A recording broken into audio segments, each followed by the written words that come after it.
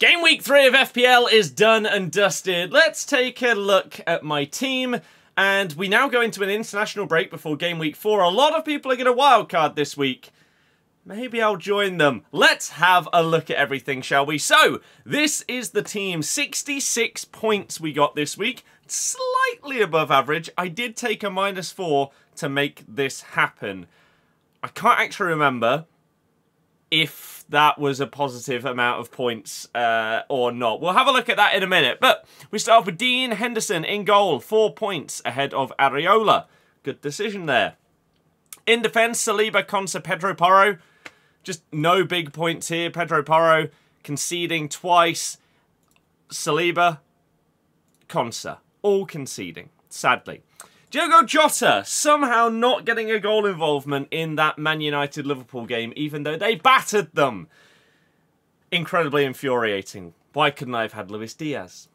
It is what it is. Mitoma! No goal involvement. Madueke should have had at least one goal involvement, but of course he didn't. Of course he didn't. Saka, though, another assist and a bonus point. Amad Diallo didn't start, even though he's been one of the more exciting players for United this season.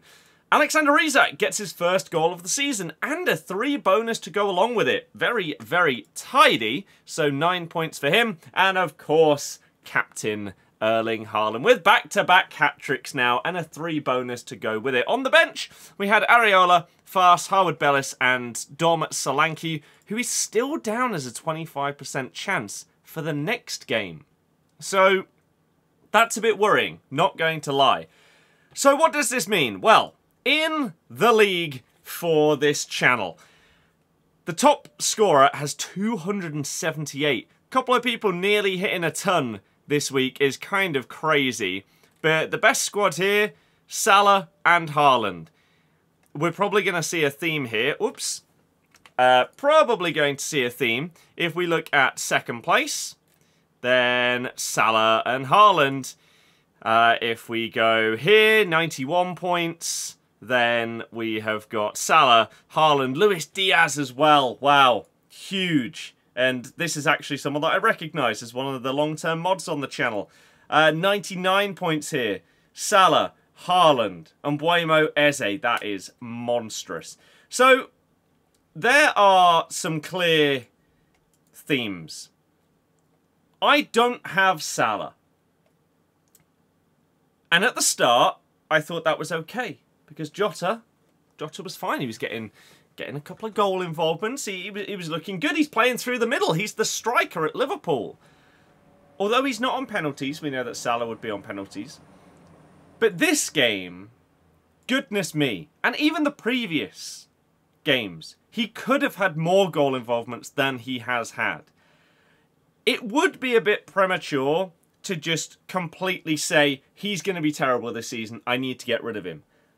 The problem is Salah. Because Salah has now gone up by 0.1 to 12.6. He's coming in with 41 points so far this season. Luis Diaz nearly has double Jota's, even though they cost the same. So I've just chosen the wrong one there, which is frustrating.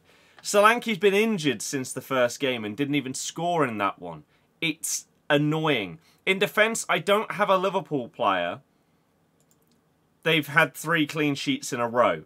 So no assists or whatever for Trent, so I don't feel as bad about not having him.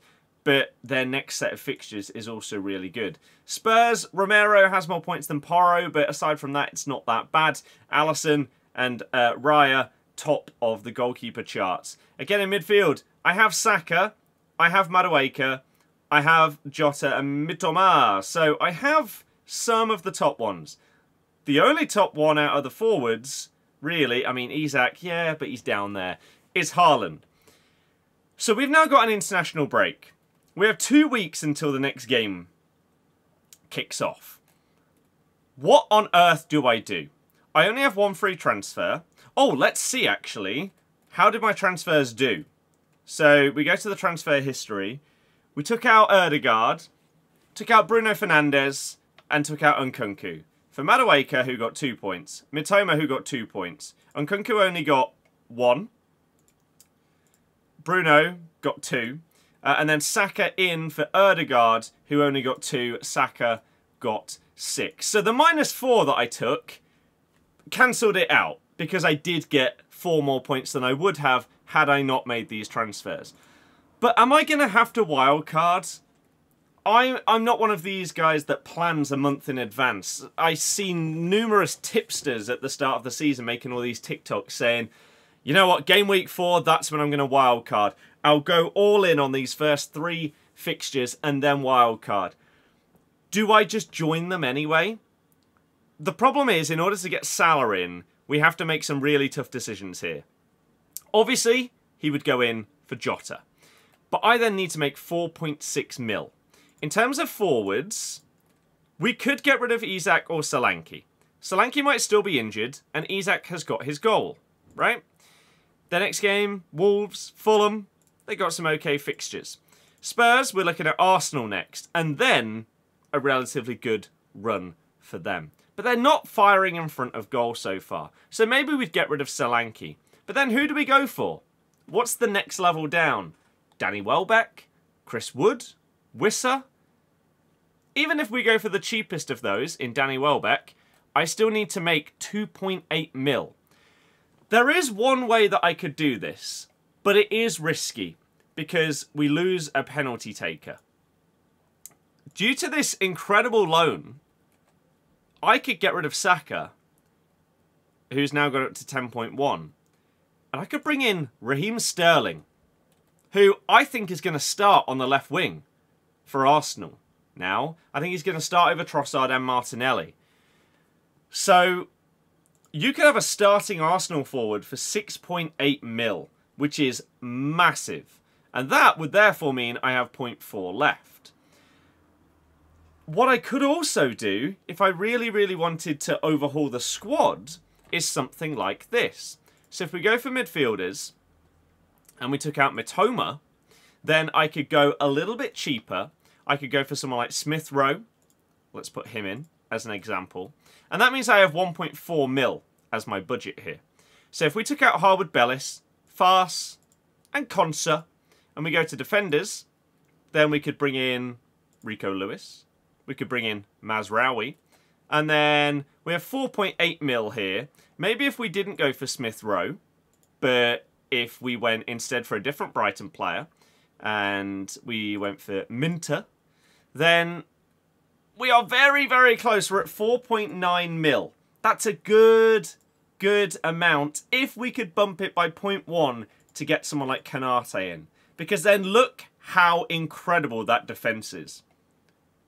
We have 5 really, really good defenders from 5 different teams. Rico Lewis is smashing it so far. Kanate, smashing it. Mazraoui actually looking like one of United's better players. Porro, it is only a matter of time before he scores another goal. He is getting so far forward. And after this Arsenal fixture, you could see him scoring a couple of these. And Saliba, you are expecting more clean sheets from him. Maybe not in the next 2 fixtures, but after that, we can start to see those points come in. So this would be like minus 24 points here. So we would have to change something.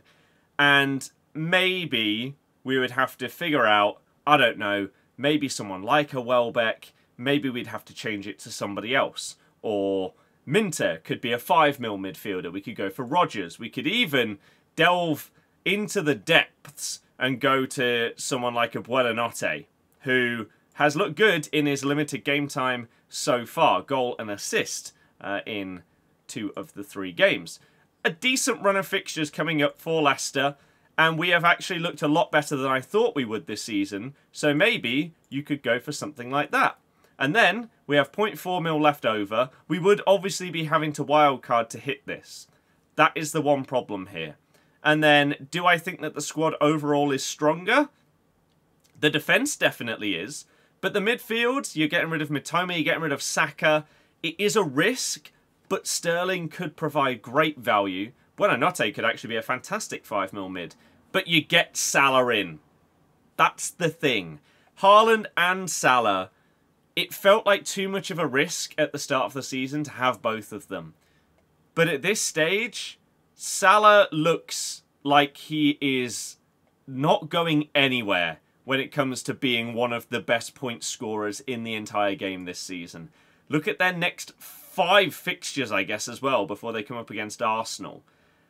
It's a very, very good run. And yes, Jota or Diaz are considerably cheaper, and Diaz is actually nearly keeping up with Salah, not quite. But he's just the consistent one, isn't he? He's going to take any penalties that they get as well, which I don't know if that's actually happened yet. It's really tricky. I do have time, of course. It is the international break. We've got nearly 2 weeks to decide on this. If I was going to wildcard, I think it might look something like this. I feel really, really bad about dropping the penalty taker for Arsenal. But if it could provide much better, well-rounded defence and a route into Salah, it might be worth it. So I'm intrigued what everyone else is doing, because panic stations are in full flow for anyone that doesn't have at least one of these two. If you don't have either Haaland or Salah, oh God, I feel sorry for you. But my thinking at the start of the season was it's going to be considerably harder to get Haaland into a team that he's not in than it is Salah. That 2.5 mil, it is massive when in regards of a full team. So that was my thinking, and I'm glad right now. I mean, Haaland has currently got, what, 41 points. Salah has got 41 as well, exactly the same. So Salah better value for money, but if we can get both of these, then that is going to be phenomenal.